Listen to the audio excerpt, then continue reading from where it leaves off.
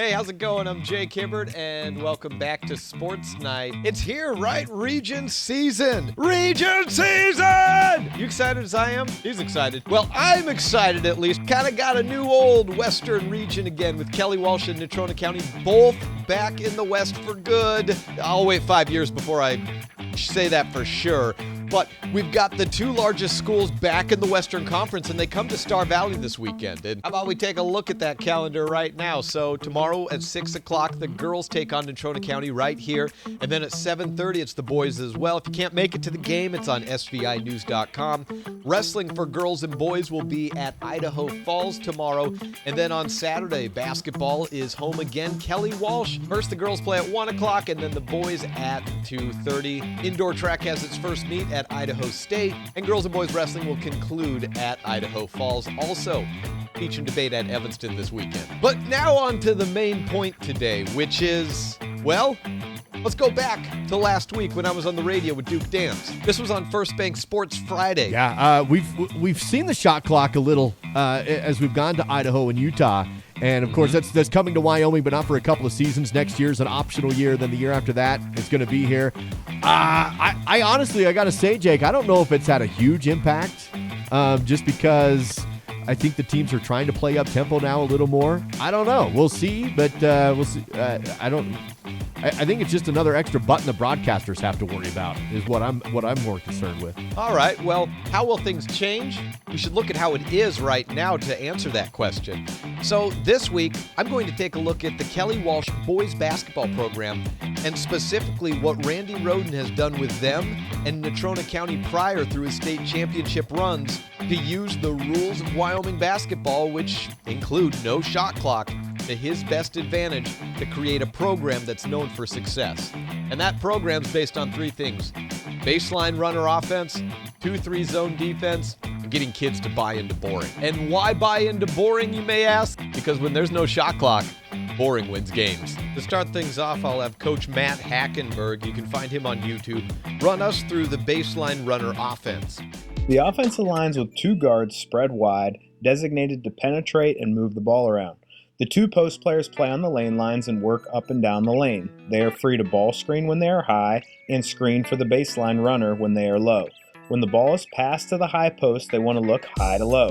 The last player is the baseline runner. This should be a shooter, and with the movement in the offense, he finds threes in the corner often. Using a ball screen to enter the offense is a clever way to create a shot through the quick hit variety, but this conceptual offense is made to work the ball and to look for a shot based on how the defense plays. Work the ball side to side and explore the various options until something great presents itself. I love how this offense keeps a player behind the second level of the defense, helping to keep that level of the defense honest and forcing them to constantly check if the baseline runner is in their area to be accounted for. I also love how this offense keeps a post player near the rim at all times, ready to finish if the defense has a breakdown and an offensive rebound. And I also love how the impromptu ball screens can easily create stress on the defense and come at random times so that the defense is not prepared to defend them. Now let's hear from someone who coached against Kelly Walsh and Randy Roden and against this offense. This is Lex Cornea. He coached in Evanston from 2015 to 2020 and now is head coach of the Rich County Rebels in Utah. He's so good at teaching kids options out of a simple alignment, a simple motion, that you never feel like you can just take away what it's geared to create. He can always go. It's like a good quarterback system that, yeah, you take away deep threat, but he's got 2 or 3 checkdowns that he burns you with. I see the same thing in basketball with him. So you're going to chase the guy through that's running to the corner because he can hit a shot. So you get that taken care of. Then you have the early post that you can't prepare for the cross screen too early, or they hit that early post and then it's an easy bucket. Then you've got to defend the cross screen and roll back. And you have 2 guys coming back, one to the high post, one to the low. And depending on how you defend that, either you're going to give the pin and they're going to punch it inside, or they're going to go high-low if you decide to front it and take away the pin. Or they have a kid that can just rip and go from the free throw line with a shooter scraping down the 3-point line on the opposite side. We were pretty good at Evanston when I was there at taking away kind of first 2 options. We would get burned when they just rolled through it. And they're so patient without the shot clock.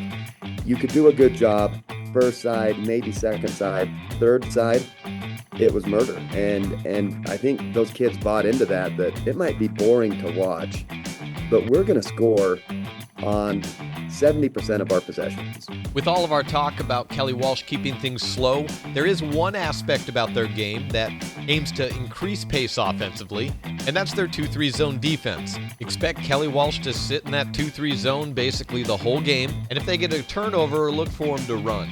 The buy-in to zone is more to make you faster, because your break is so much quicker when guys are in the same spots of the floor. You can put your best shooters and runners at the top and have them fill those corners. I see that a lot. Teams that want to play fast, play more zone. Where in a man, you might have your best shooter who gets drug all the way down to the baseline, and it's really hard to find that kid. Of course, they don't mind if you take forever trying to crack the code against their defense, but that's kind of the beauty of no shot clock basketball, isn't it? Later, he gets the rebound, passes it to the man, shoots it, and boom goes the dynamite. But Mike Hamm's road to the top was hard. To him, greatness came only after years of confusion and misery.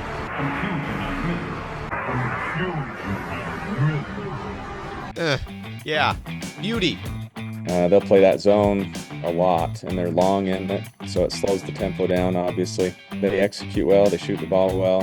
And if you look at their stats, they got a lot of different kids that shoot threes. The slower the tempo, you got to be more efficient on offense. So there you have it, a baseline runner and a 2-3 zone without a shot clock helping shape the Wyoming basketball landscape for the last 30 years. Now don't get me wrong, I'm not saying it isn't effective. I'm just trying to show the context of which this success exists. After all, You think you just fell out of a coconut tree? but it looks like the clock's run zero on me and this play, well, at least in a couple of years. I'll see you next week.